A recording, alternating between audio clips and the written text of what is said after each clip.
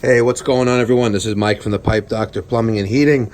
Right now we're working on a Rheem RTG-64DVLN 150,000 BTU tankless water heater. We're out here on a Sunday. This is February 2nd, 2019, for an emergency service call. This house has no hot water. When I got here, I know it's pretty bad condition though, but on the remote display, it's off right now, but I had an error number 12 on the display. So that's the whole purpose of this video. The Rheem Tankless water heater, RTG-64. If you do get an error code number 12, it's basically flame failure. Not sensing flame, so it could be multiple things. You could have insufficient gas pressure, if it's a new installation, for example, or no gas at all. You know, if the gas is off.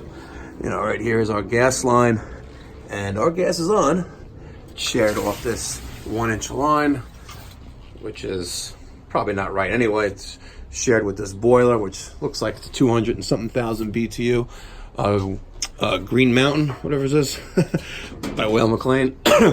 But anyway, based on my personal experiences, professional experiences, error 12 is dirty flame rods. And if you take the front cover off, there's 2 screws on top, 2 on bottom.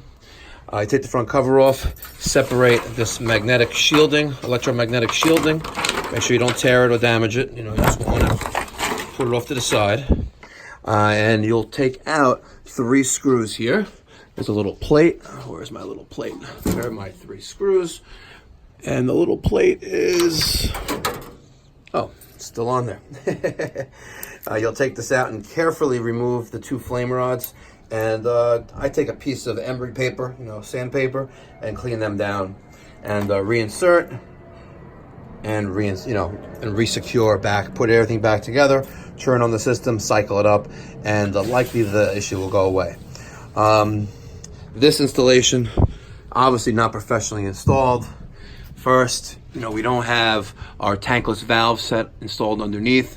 The tankless valve set has a hot and cold IPS connection with unions that also have drains on each, so you can flush out the heat exchanger, which needs to be done on an annual basis. It also comes with a built-in relief valve tapping off the side of the tankless valve set.